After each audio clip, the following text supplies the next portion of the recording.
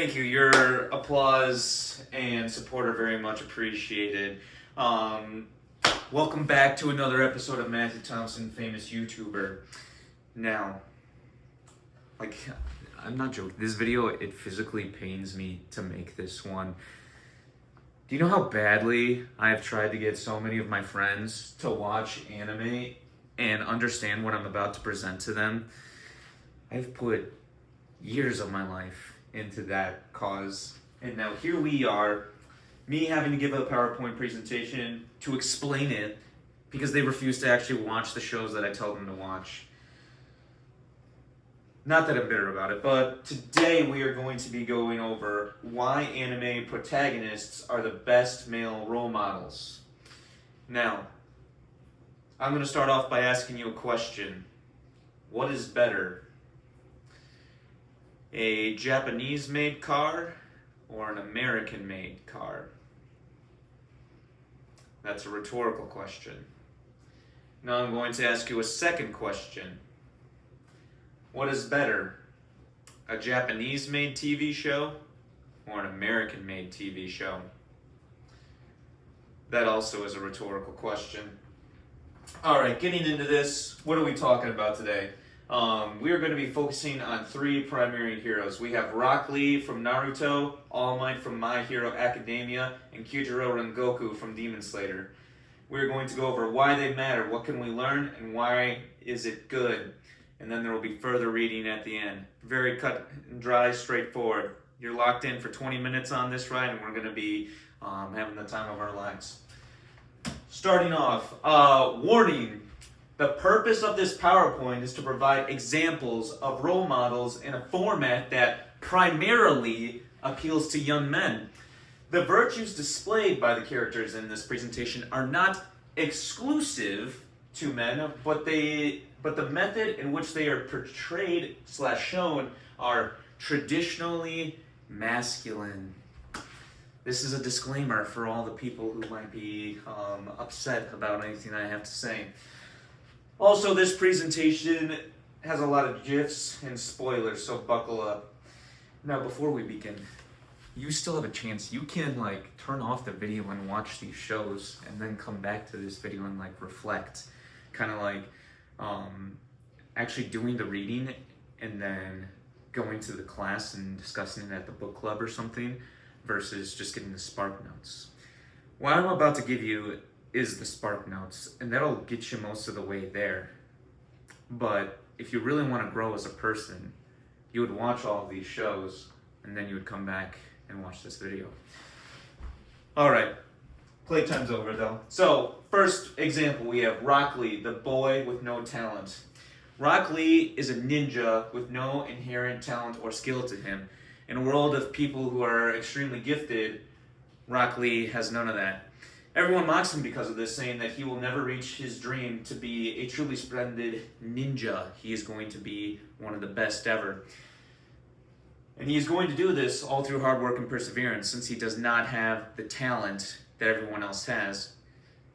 Now, this comes to a pinnacle in Rock Lee's fight with Gaara. Now, since you didn't watch the show and you're watching this video, what you have to realize is that in season 1 of Naruto, everyone is going into this exam, and then there's this big tournament with this exam where everyone's fighting each other and going, and so Rock Lee is waiting for his fight, and Rock Lee gets matched with the one opponent, Gaara, that's just up to this point, he's kicking everyone's tail. He literally is just alright, you gone, you gone. And so now this is who Rock Lee has to face. This guy with no talent and just has his hard work and perseverance. So we have a recap of the fight that I have found through GIFs online, which is pretty cool that you can find all these. So it starts off, you see here in the top left, Rock Lee can't even get a punch in on this guy. He's just but Gaara's got his sand wall and he can't be hit. But then Rock Lee has a secret. He's been training with weights this entire time. Boom! You see that explosion? That's how much weight he's been training. Then all of a sudden, see, he's going fast, super speed, and then all of a sudden he's grabbing Gaara and he's going but that still isn't enough. So then Rock Lee goes Super Saiyan, opening these gates of strength that no one knew that he could even do. And then all of a sudden everyone's just whoa, this is crazy. And then Rock Lee's just smacking him around. and then he almost wins the fight. But since Gaara has plot armor, Rock Lee doesn't win. But you see that he has pushed himself to the uttermost brink, and what has he done? Despite losing, Rock Lee has shown his talent. Gaara is a villain who has literally killed all of his enemies up to this point, easily. Like, he's just like, alright, you done, kiddo. And now Rock Lee is here, the first guy ever to land numerous blows on him and nearly take him out. No one else has done that. And so Rock Lee has shown his talent all through his hard work and perseverance and training. We must realize that this young man has no talent, and he purely got there through his skill and perseverance. During this fight, there's flashbacks showing back to his training montage, and he does things such as, if I fail at 1,000 push-ups, then I shall do 1,000 squats. This is the kind of perseverance this guy has. And that's all how he obtained this. So Rock Lee, a nobody with no talent whatsoever, showed that he could be a truly splendid ninja through hard work and perseverance. So that's example 1. Which brings us to example 2. All Might. All Might is from My Hero Academia. He is the world symbol of peace and justice. He is someone who is not the main character, but plays a very pivotal role for the main character. In this world, the world needs that symbol of peace and justice, and All Might receives a superpower that makes him like Superman, and like no one can beat him. And so he becomes the inspiration of humanity and all who wish to be like him, because he continuously brings out this air of peace through his own strength. But All Might has a secret. He's getting old, and his power is slowly draining on his life force.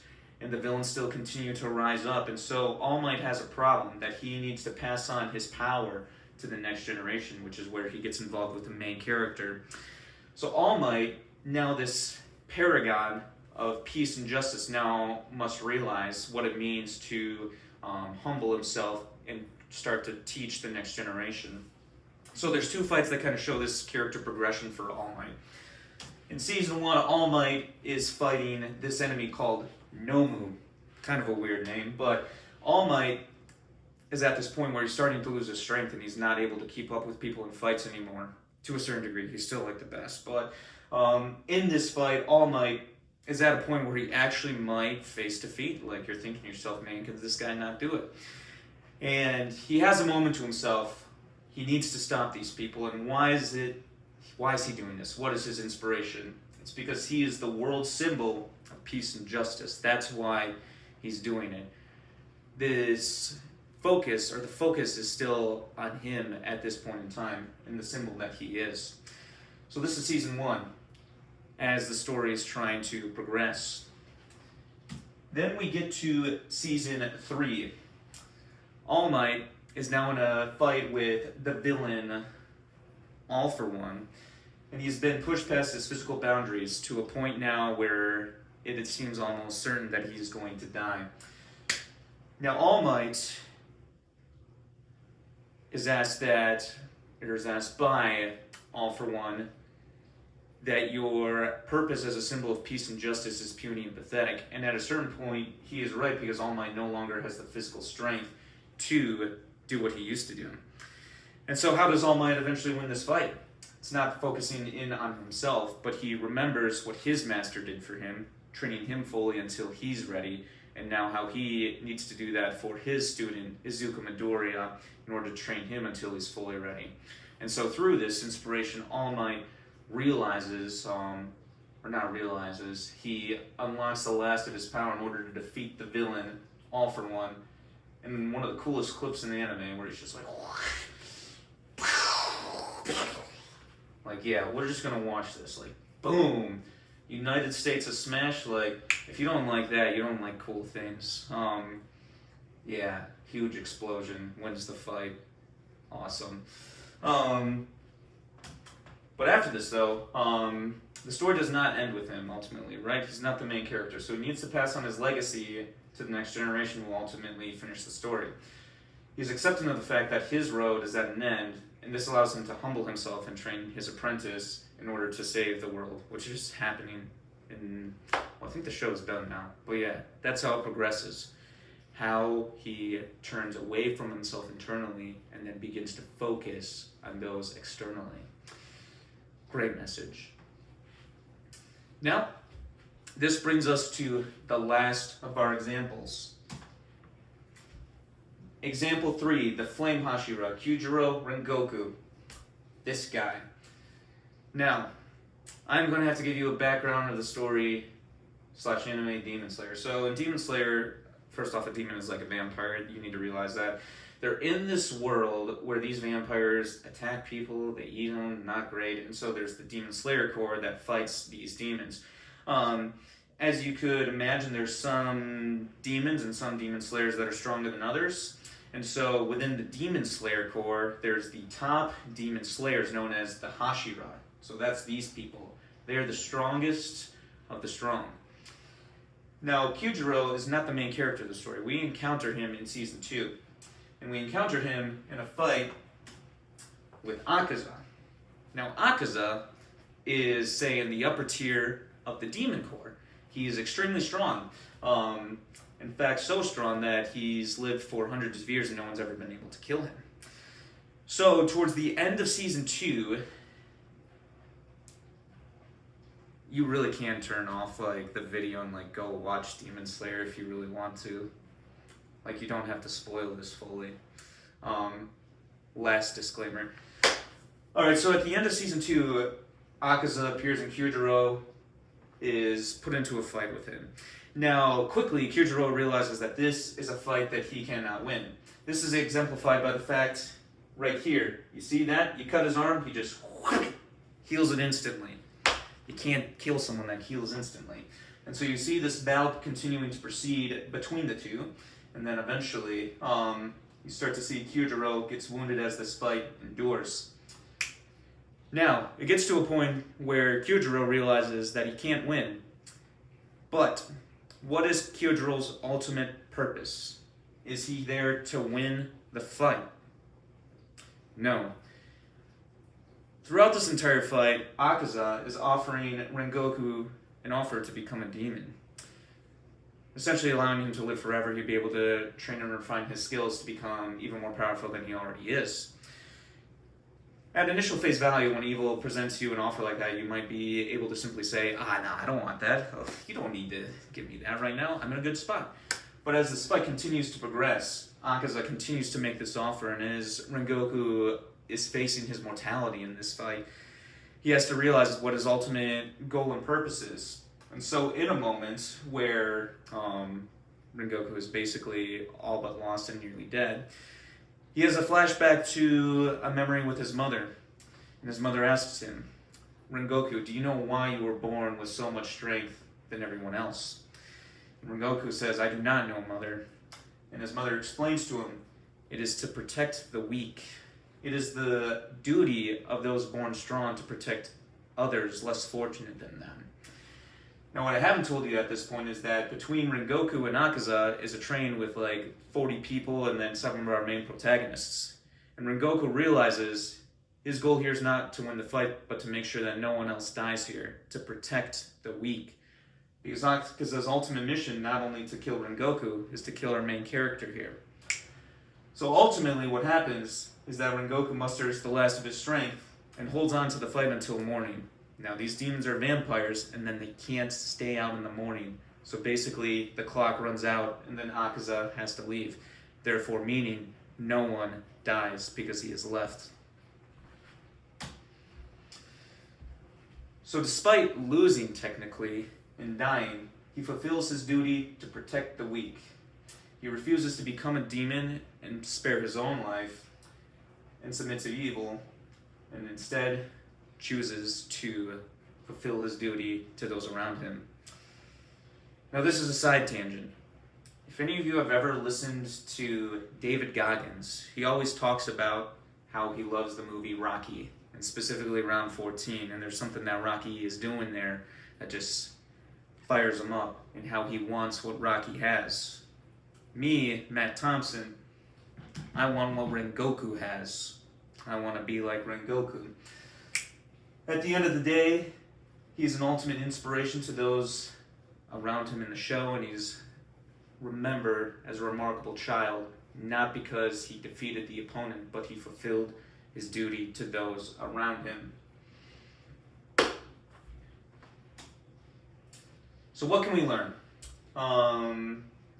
Rock Lee, hard work and perseverance pay off, and even if you have no talent, you can succeed. All Might, humanity needs a symbol or someone to rely on, but eventually it's his purpose to humble himself and pass that legacy on to the next generation. You can see I didn't fill in that slide. Oops. And then lastly, Rengoku, the duty of the strong is to protect the weak. And success is not determined by defeating your opponent, but rather fulfilling your duty. Simple enough. Now, some of you might be saying, Matt, this is just all a bunch of worldly stuff, and it's not really applicable or true. Wrong, idiot. This isn't just some mumbo jumbo, it reflects truth. Greater love no one has than this, to lay down one's life for his friends. Who laid down his life for his friends? Oh, Rengoku. Have I not commanded you, be strong and courageous, do not be afraid, do not be discouraged, for the Lord your God will be with you wherever you go. It's not like they showed those attributes in these 3 stories. Let each of you not only look to his own interests, but also the interests of others. We also glory in our sufferings, because we know that suffering produces perseverance, character, and character hope. Blessed is the one who perseveres under trial, because having stood the test, that person will receive the crown of life. And therefore, since we are surrounded by such a great cloud of witnesses, let us throw off everything that hinders us and the sin that so easily entangles, and let us run with perseverance the race marked out for us. Checkmate people who hate anime. And these are only amongst many great characters. Like here's the main character from My Hero Academia, who All Might's training. Here's the main character from Demon Slayer, guys from Naruto. You've got other animes in here like Hunter x Hunter, Attack on Titan, Death Note. People kind of think that Avatar: The Last Airbender is an anime, so yeah, you got that guy. But point being, I have spoiled probably the 3 greatest character arcs in all of anime for you. But there still are some other good ones for you to watch. If I could convince you to watch more. So, yeah, maybe watch some anime. Like I said, what would you rather drive? A Japanese car or an American car? What would you rather watch? A Japanese TV show or an American TV show? You can answer that one yourself. But yeah, I think that's going to do it for this video. Please leave a like if you enjoyed today's content. Be sure to share with your friends, your family, your brothers and sisters, your grandma and grandpa. And yeah, stay tuned for more videos coming soon. Goodbye.